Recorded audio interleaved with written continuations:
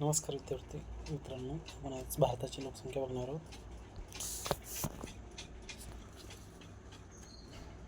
भारताची लोकसंख्या असताना आपल्याला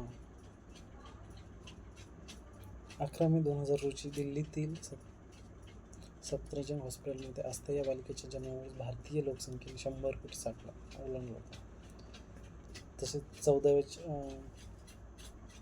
जनगणनेचे आयुक्त कोण आहेत तुम्हालाही माहिती आहे, JK वांटिया. तर 15व्या जनगणनेचे आयुक्त कोण आहेत, C चंद्रमौली हे आहेत. ओके. त्याच्यानंतर स्वतंत्र भारताची पहिली जनगणना कधी झाली होती 1951ला त्यानंतर भारतीय जनगणना कायदा 1948 नुसार भारतात 1951 पासूनच्या सर्व जनगणना पार पडल्या आहेत. तसंच क्वेश्चन काय येऊ शकतो, भारतीय जनगणना कायदा 1948 नुसार म्हणजे पहिला कायदा भारतीय जनगणना, त्यानुसार भारतात 1951 पासूनचे सर्व जनगणना पार पडली.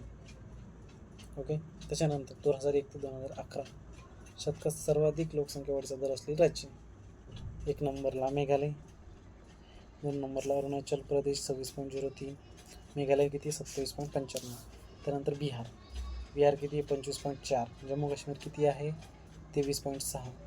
2001 ते 2011 दशकात लोकसंख्या वाढीचा दर कमी असलेले राज्य, 1 नंबरला नागालँड आहे 0.6%, सर्वात कमी. त्यानंतर केरळ,